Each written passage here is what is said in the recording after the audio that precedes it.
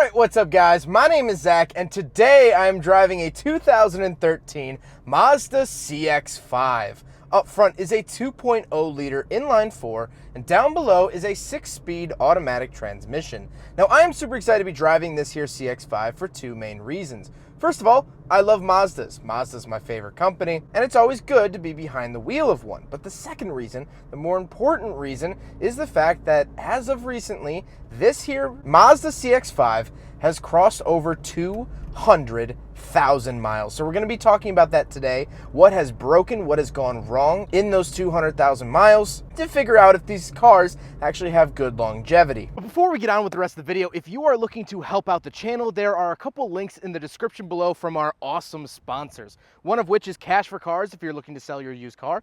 One is from Fixed, a Bluetooth OBD2 sensor to help diagnose your vehicle, and another from Conplates. Conplates is a suction cup license plate mount for your vehicle in case you don't want to drill into your front bumper. Each purchase or quote goes towards helping the channel, and it's greatly appreciated, so let's get on with the video. So let's get back to that 2.0 liter under the hood. It's actually a Sky Active 2.0 liter inline 4. And the reason I point that out is because this was the era where Ford was still helping Mazda with their cars, and they often put a Duratec 2.0 liter into a lot of the vehicles, which is a Ford engine. This is not a Ford engine, this is actually a Mazda engine. So any accomplishments or defects should be accredited to Mazda as such. Those defects are actually few and far between. The only thing the owner has really had to do was a front main seal for the oil. The oil pan leaks a little bit, and of course spark plugs after 180,000 miles. But other than that, those are things that a shop can fix in a day or two, and this car has remained on the road since. I'll put the horsepower and torque up on the screen. Nothing too crazy. It's a 2-liter CX-5. And this was the Sport engine. You could also get a 2.5 liter in the Grand Touring CX-5 for the era, but this is just the little 2-liter. Like I said, paired to it is a 6-speed automatic transmission. It's a fine transmission. It's shifting well, it's quiet, it does the job. I'm not blown away by it, but I'm also not disappointed by it. Last but not least, about the drivetrain, this here CX-5 is front-wheel drive.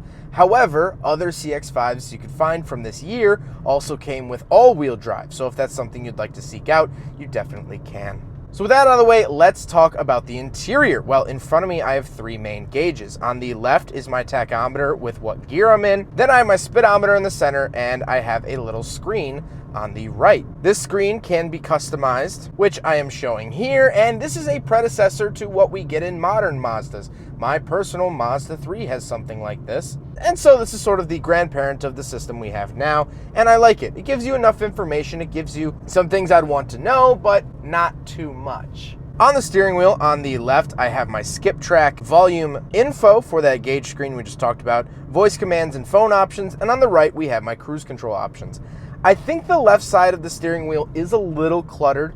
Not the biggest fan of that. However, they are all important and useful buttons, so where else would you put them? And the cruise control, this is pre-Mazda's Radar Cruise, so it's just the typical standard cruise control. To the left of me, I have my traction control and my tire pressure set button. I do appreciate the fact that this has a tire pressure setting button because my brand new Mazda 3 does not. It's just automatic, which I like having a button. And on the door, I have my power mirrors, power locks, and power windows. Moving into the center, we do have a small infotainment screen, so let's talk about it. So the interesting thing about this is that it's becoming more apparent to me that Mazda in the 2010s, early 2010s, late 2000s, had no idea what they were doing when it comes to infotainment systems. Well, I have audio, phone, navigation, setup, seek, and volume and tune at either side. It is a touch screen. Get that beautiful noise. And it's actually decently responsive. However, I don't get like apps or anything like that. I can go to my phone. Phone is not connected. Everything turns green. I like that. Navigation. Are we thinking red? What are we thinking here? Well, the navigation is not equipped on the Sport, so this button does nothing. For setup, it's orange, and we have sound and vehicle. We can do some vehicle settings like door locks and lighting.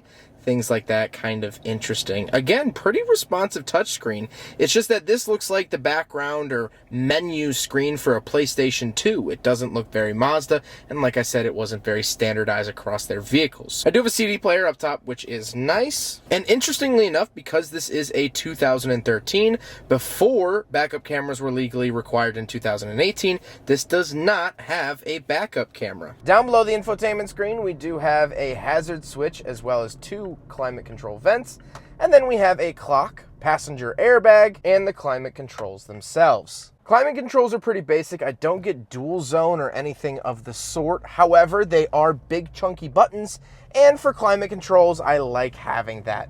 I don't think it's too cluttered. I think it looks very presentable. And like I've been talking about with the rest of the car, they've held up pretty well. Down at the very bottom, I do get a little cubby just for placing whatever. In that cubby, I do get a 12-volt outlet as well. And then we have the shifter itself.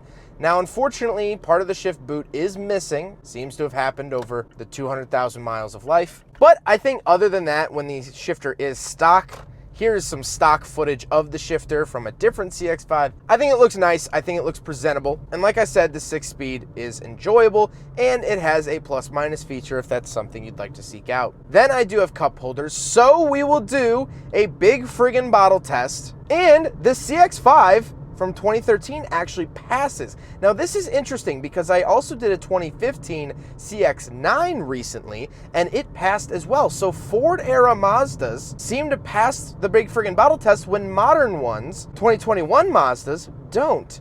Very interesting. Mazda, why are your cup holders shrinking?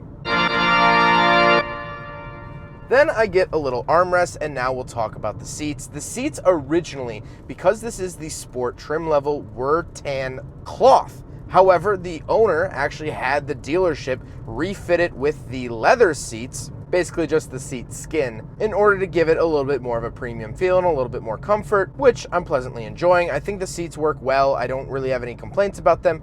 And in the Sport here, they are manual and they are not heated. But speaking of seats, we do have back seats. So let's go do a back seat review. All right, so we're in the back of the 2013 Mazda CX-5, and back here, really, really nice space. I am sitting like a normal adult. I'm 5'11", and my head is not hitting the ceiling. My knees are not hitting the seat in front of me, which is fantastic.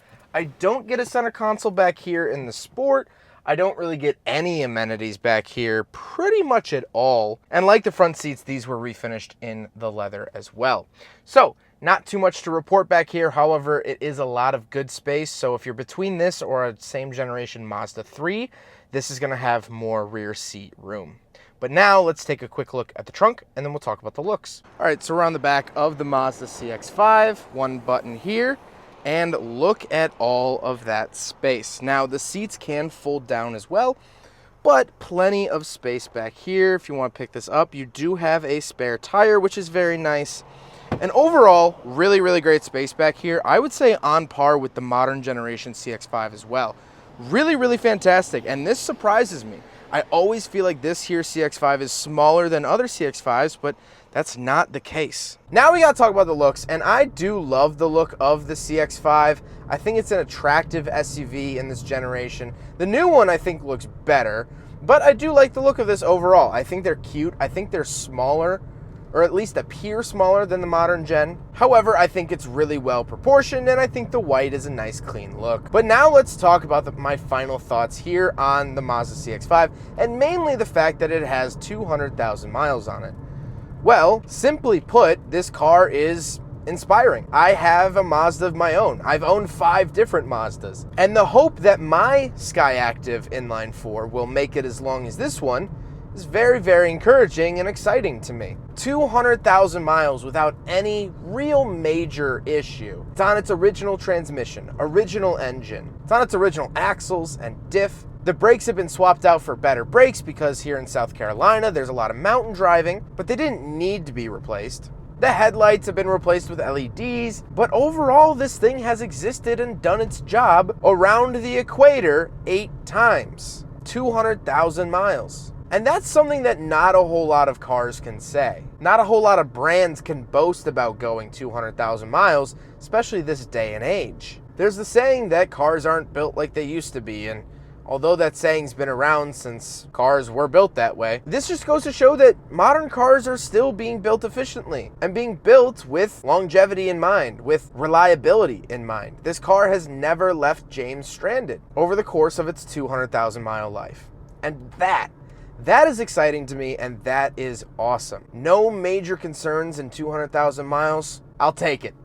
I will take that for sure. Well, I hope you guys enjoyed the video. Huge thank you to James for letting me take out his 2013 Mazda CX-5. This was eye-opening. This really was eye-opening, and like I said at the beginning of the video, this gives me so much hope for my car. If my car can go this long, I will be very, very happy. But I hope you guys enjoyed the video. Don't forget to rate the video, comment on the video, and subscribe if you really liked it. Take care, guys.